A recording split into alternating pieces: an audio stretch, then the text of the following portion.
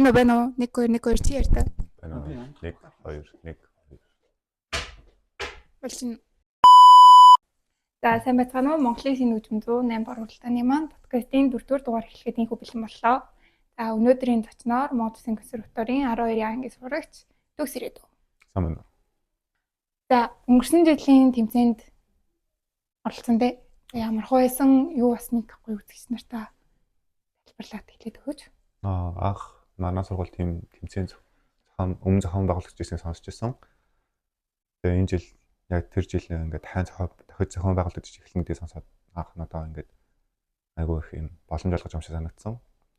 Угаасаа цаашдаа зохиомжийн төрлийг явж үзье гэж бодсон байсан. Тэгээ тэрэн дээр нь яг нэмээд яг юм боломж гарч иж инхээр надаа ер нь нэг оролдоо үзэх нь яг зөв гэсэн санагдсан.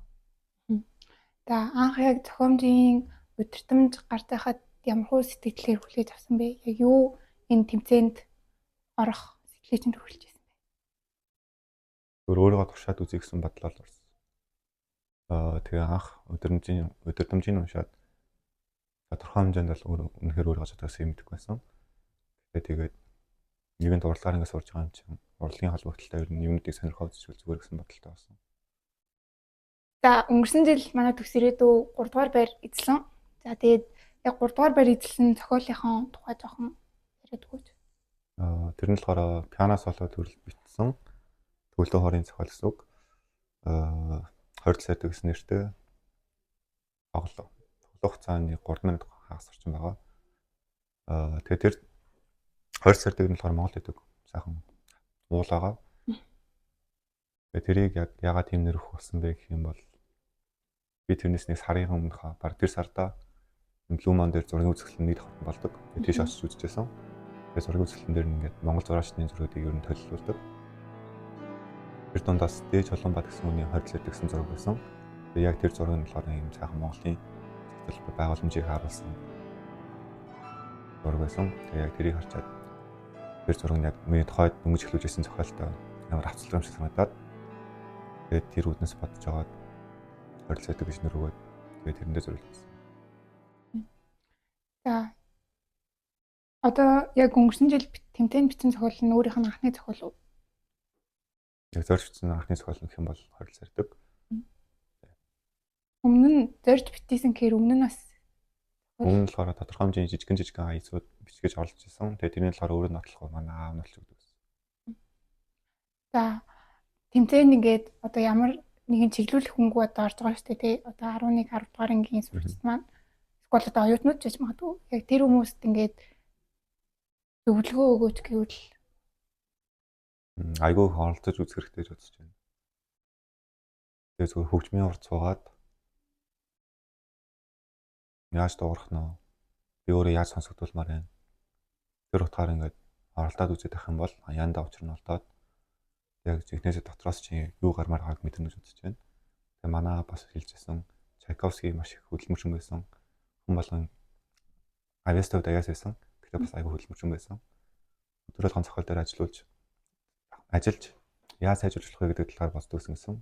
Залуу хөгжмөшөд зориулсан зөвлөгөөнүүд гэсэн Чайковскийн ном байдаг. Тэр номыг уншихыг бас санал болгож байна. За манай Төгс ирээдүйн одоо туртай хөгжмийн зохиолч одоо туртай хөгжмийн үе ямар вэ? Романтик үеийг их сонирхдог, сонсдог. Тэгээд тоглохыг бас үздэг. Тэгээд романтик үеэс хожуу романтик одоо импрессионизм гэдэг давхар бас яваад байдаг. Скрябник өөрөө сонирхдог. Скрябник гармонд их таалагддаг. Монгол хөгжмийн зохиолч гэсэн бол Гонжоо Сунлагийн гармон бас их таалагддаг. Симфонитын сонсох дуртай.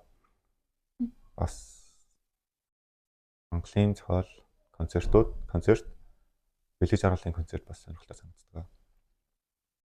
За яг дуртай одоо жанр стилийн дуу яг өөрийн чинь сонсдог үү?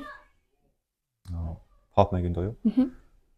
Coop гэдэг банд байгаа. Coop-ийн дуунууд их сонсдог. Сонсох дуртай.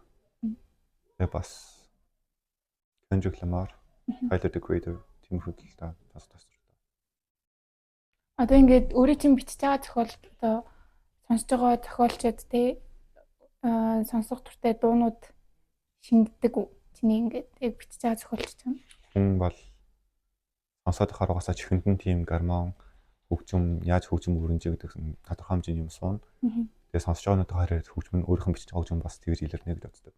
Тэгэхээр их төрлийн хөгжим сонсох тусам олон төрлийн дууралцтай илүү өрөм зохиол бичих боломжтой гэж бодож За ингээд бидний бэлтгэсэн асуултууд туслаа. Хамгийн сүүлд нь энэ жил орж байгаа дараагийн жилд орох хүүхдүүдийг гоё уриалаад дэмжиж үг хэлээд тойлоо. Хөгжим анх бичиж эхлэхэд айгүй хүнд даваа шиг санагдах бах. Би анх бас бичихэд яаж бичнэ? Ер нь хүмүүс юу гэж бодголоо гэдэг тодорхой хэмжээнд бас өөрийгөө голсон, шүмжилсэн. Тэгээ хүмүүсийн санаа бодлоос.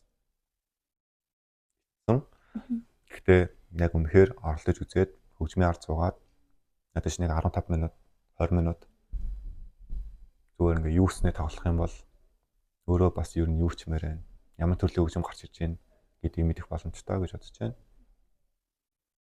Тэгээ хөгжмийг зохиохдоо шууд орж ирээ зохион гэдэг бол ер нь хэцүү.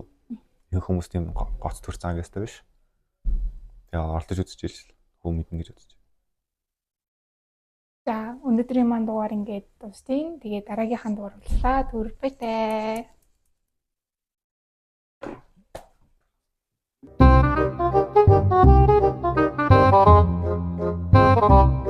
Жохон татараа гүйж. Юу? Яриагаа жохон татараа тийм. Ер нь зүгээр 170 метр үүсэх буруу шүү дээ. Дөрөв олчих юм бол амархан гэж бодож байна. Амархан биш ээ. Сайнисыг хатлцаа. Энэ бүр яг бороо мэр чинь. Хөгжим зохиох амархан. Тэгэхээр ингээм амар ингээд жохон техник саталтай юм шиг.